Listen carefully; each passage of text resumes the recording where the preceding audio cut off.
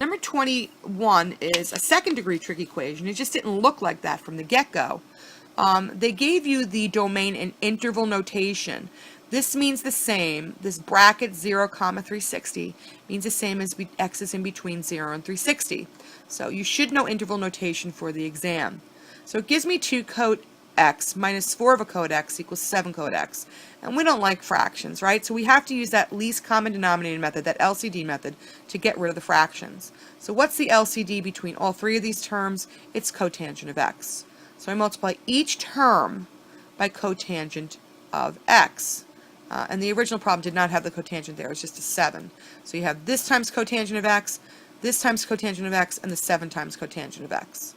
So now nothing simplifies here, and I get 2 cotangent squared x minus, the cotangents cancel, minus 4 equals 7 cotangent of x. So this really was a hidden quadratic. Now you can let x equal cotangent of x and rewrite this as 2x squared minus 4 equals 7x. It's not necessary. If you want to keep the cotangent, get it equal to 0, and know that your coefficients are 2, -7, and -4, that's fine. Now this is a quadratic. You cannot solve a quadratic. You can, however, create 2 first-degree equations with this and solve the first-degree equations like we did in number 21. So I'm going to put this into the quadratic formula. Negative b plus or minus the square root of b squared minus 4ac. Remember the hints? Square that b yourself, divided by 2 times 2, or 2a. Remember the other hint is to just type this into the calculator, the whole radicand without the radical, and I get an 81. Now I can separate it to, after radical 81 is 9, so I can separate it. 7 plus 9 over 4, 7 minus 9 over 4. Here's a 7 plus 9 over 4, which gives me a 4. And I bring back the trig. A lot of you are stopping here. It's going to get you minimal credit. Bring back the trig. Now this is not a rejection because this is not sine or cosine. With cotangent and tangent, anything goes because that range is all real numbers. And to get the other one, the 7 minus 9 over 4, I get negative 1/2.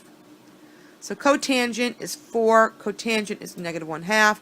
We don't like reciprocal functions, so we change it to our parent, our reciprocal. So instead of cotangent of x, I write tangent of x.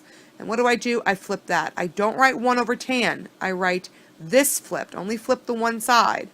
Then I do QRA. Tangent is positive in the first and the fourth quadrants. I'm sorry, first and the third quadrants. The reference angle is 14.0. I think they said to the nearest tenth, so technically these are all going to be point zeros. I hope they don't do that in the regions. That would be a pain. So the first quadrant, your answer is 14. In your third quadrant, you do 180 plus 14 to get your 194.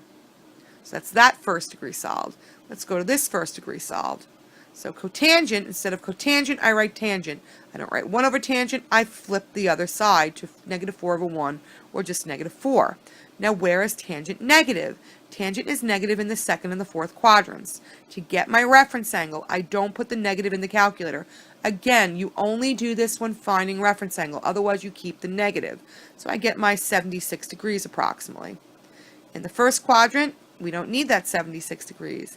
In the second quadrant, I get 104 by doing 180 minus 76. In the fourth quadrant, I get 284 by doing 360 minus 76. So now, these are my 4 answers. 14 degrees, 194 degrees, 104 degrees, and 284 degrees. You can put it in braces, or you can, but make sure you use your degree symbol, okay? Or you could just box it.